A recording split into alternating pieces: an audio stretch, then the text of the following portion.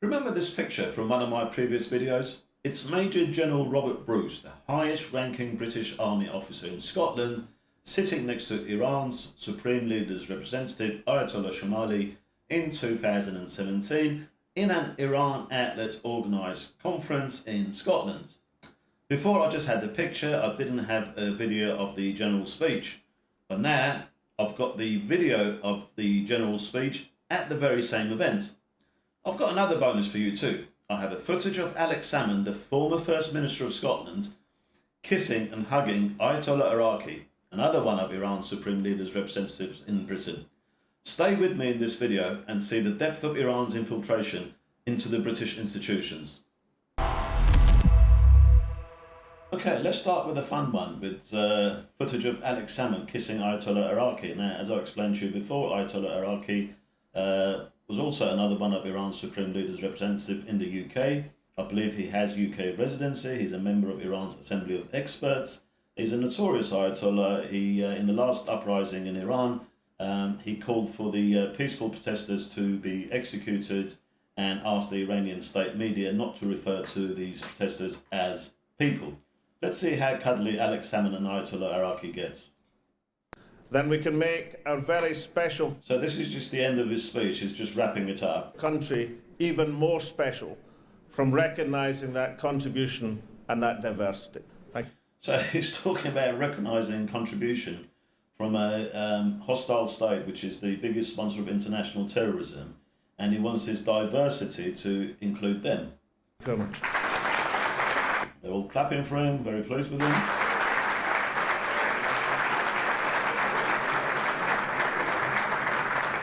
See this other Ayatollah in the black turban and black robes? Now, he's there as well, and I'll tell you who he is. His brother was the former head of Iran's Revolutionary Guard, Rahim Safavi. And I believe he has UK residency in this country as well. And his brother is now the Supreme Leader's personal military advisor. Again, So look at that, they'll all get up for Alex Salmond. As I said, the one in the black turban is Ayatollah Safavi. The one in the white turban is Ayatollah Araki. I'd like to thank the First Minister there. Please a standing ovation for him as also, please. He gets a standing ovation here. Now watch him go towards Ayatollah Araki and hugging and kissing him. There. Kiss on each cheek. Just a quick... And then he goes to sit down with them. Isn't that wonderful? Right, let's watch another clip before... I'll leave the general speech to the end. I'll show you another video. So this is Ayatollah Khamenei. He's giving the award to this woman, and notice that he doesn't shake hands with her. We have two awards to present today. One we titled our Lifetime Achievement Award, and one specifically for work. You can see General Bruce. You can see the back of General Bruce sitting here, waiting to go on the stage next. With young people. Our Lifetime Achievement Award goes to an individual who has worked in the community tirelessly for many a decade. Her name is Sister Isabelle Smith. Isabelle obtained a BA Honours degree in Religious Studies and Education and a postgraduate Master's degree in Women in Religion from Lancaster University. Isabelle has taught for over 20 years in the Religious Education Department of St. Andrew's College of Education. She has a long experience of interfaith work, having seen a member of the Glasgow Sharing of Faiths group for 30 years. She worked with the Interfaith Network for the... They just love Interfaith Network, Interfaith Dialogue. Just mention Interfaith and that's it. They've got their foot in there. Isabelle, on your behalf. If we can have a round of applause, please, for Sister Isabelle Smith. So she comes on the stage. He makes sure he doesn't shake her hands, but it's not a point that she understands. Let's do that.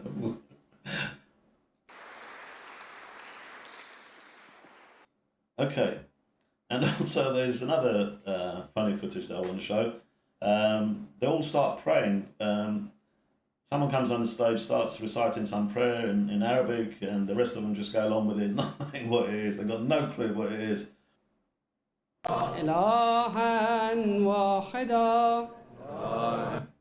So there's two more clerics here on another table.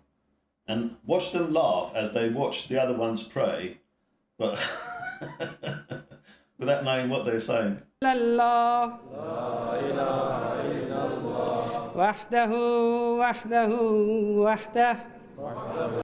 So there you go, that was the prayers, and now we have Major General Bob Bruce's speech. This is the highest ranking British Army officer in Scotland. For what we called the title Child's Right Award. And this award is in marking of this year. You can see him just getting up to go to the stage. Ayatollah Araki gets up for him as well, in respect. There's theme designed to mark a young person's outstanding achievement. And so he's in a room with representative of states whose IED explosives have killed and injured so many of the British troops in Afghanistan and in Iraq and in the Middle East. Service to the youth community. And they've kidnapped British citizens like Peter Moore that I mentioned in one of my previous videos. This award is for Mohammed Omar. In addition, Mohammed is on a European trainer program with the ultimate task to design a toolkit in 2019, which will help identify, manage, and transform hate speech into the youth setting. On presenting this award, we're delighted to have Bob Bruce, Major General of the Army, here to present.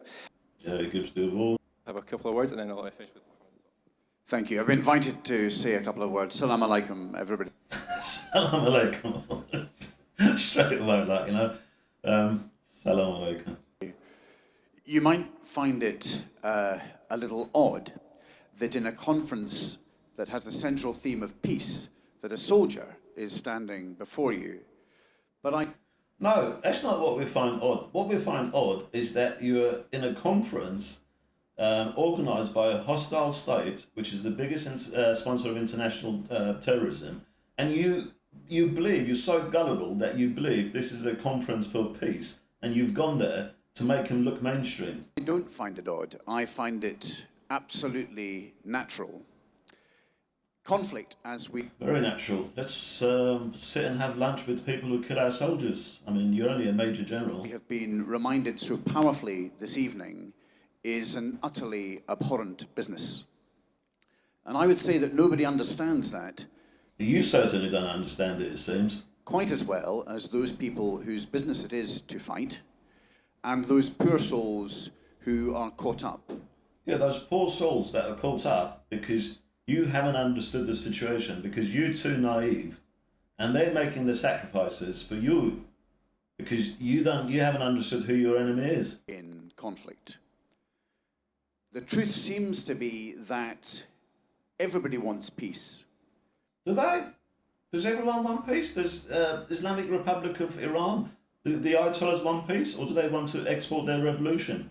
Is it not in their constitution that they have to export the Islamic revolution, the political version of Islam that Ayatollah Khamenei formulated? They have to export that. How are they after peace? They want a world revolution. They want a regional revolution. They want to destabilize all the countries in the region. And you think they want peace? Everyone wants peace. But so many people are prepared to fight the most dreadful wars to get it. I certainly want peace. Well, you better then wise up and know your enemy and how they act and how they infiltrate. The most dangerous enemy is the enemy within. And I am extremely grateful to be invited to join you at your event this evening. But do you know who they are? One of the other themes is of understanding, to allow me to You haven't understood anything. understand the views of the room, to understand better the themes of the conference, but also to demonstrate the military in Scotland's commitment to those themes. We simply have to reflect. The military in Scotland's commitment should be to protect the British citizens, the British troops, not to sit and have lunch with the enemy who've dressed up in sheep's clothing. The society that we are charged with defending.